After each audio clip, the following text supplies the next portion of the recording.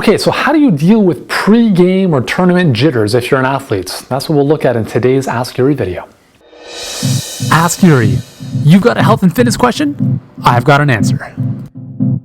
Hey guys, Yuri Elkaim here. Hope you're having a great day. I've got a question from Henry who's asking, how do you deal with pre-tournament jitters?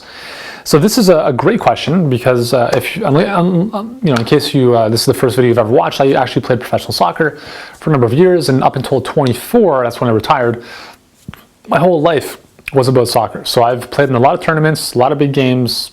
I've obviously had my fair share of jitters here and there.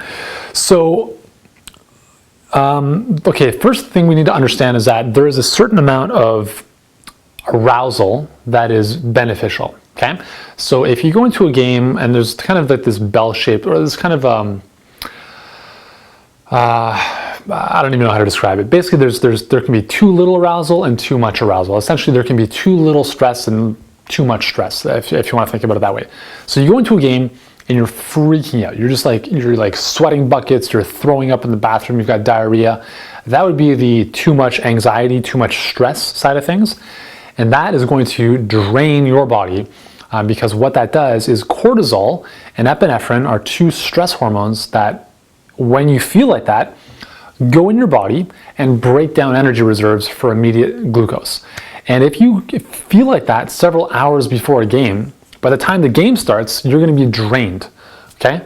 Believe me, I've been through this. I've worked with a lot of athletes who have gone through the same.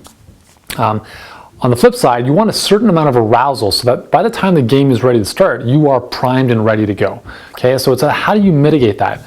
First of all, a lot of it is really about confidence, past experience, feeling competent in your ability to handle the situation, that you're properly prepared for it. Why do we get jitters? So jitters or anxiety is essentially another way of saying fear. What is fear? Fear is your body's way of telling you that you need to be better prepared. Okay? If you go into a situation where you're fearful, then you're obviously going to respond with a certain amount of uncertainty, and that basically means stress. Okay? So going in, that's why practice and training is the ultimate way to overcome this stuff. Let's say you train all week, you need to be training in a way that mimics the game situations, that intensity, that level of intensity and having some kind of stake on the line. You need to incorporate that into your training, because if you don't, by the time you get to the game, it's like, what the hell is this? And you're freaked out. And as a young athlete, I don't know how old you are, Henry, but as a young athlete, obviously it's a little bit tougher to do this. As you get older and as you develop more experience and confidence, it becomes a lot easier. That's why a lot of athletes, so specifically I was a goalie, and in soccer, usually the older you get as a goalie, the better you become, because you become more experienced, you become better able to handle stressful situations, and that's something that I didn't do very well when I was young. So I would go into games. I remember going to play indoor soccer in the winter, and I played with a very, very weak team, so we would get blown out like 15-0, like really badly. And obviously being the goalie, that's not a good thing. So I remember driving to these games, and I would have like the worst, like turning stomach, just butterflies, all that stuff. And that really didn't go away until I was able to look at the situation and say, hey,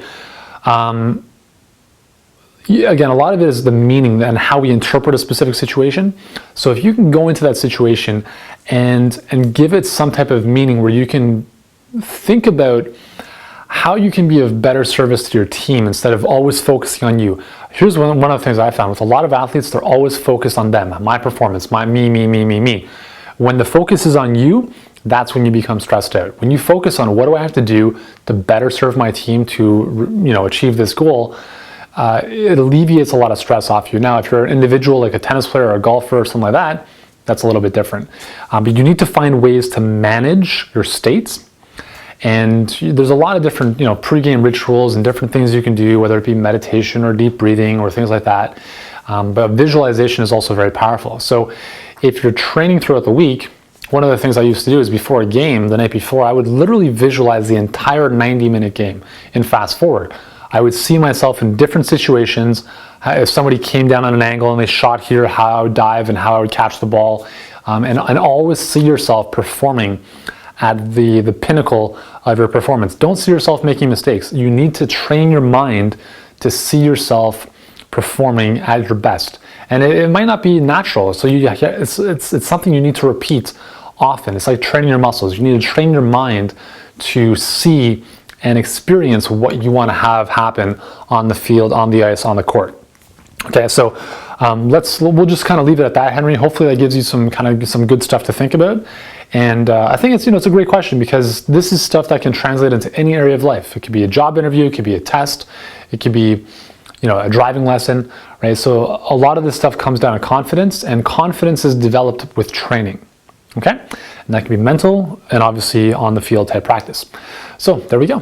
Thanks for your question, Henry. Hopefully that helps you out. For everyone else, if you guys have a question, join me on Facebook. The link for that is below. And ask me your question on the Facebook wall. I'll do my best to create a video for you in the upcoming weeks.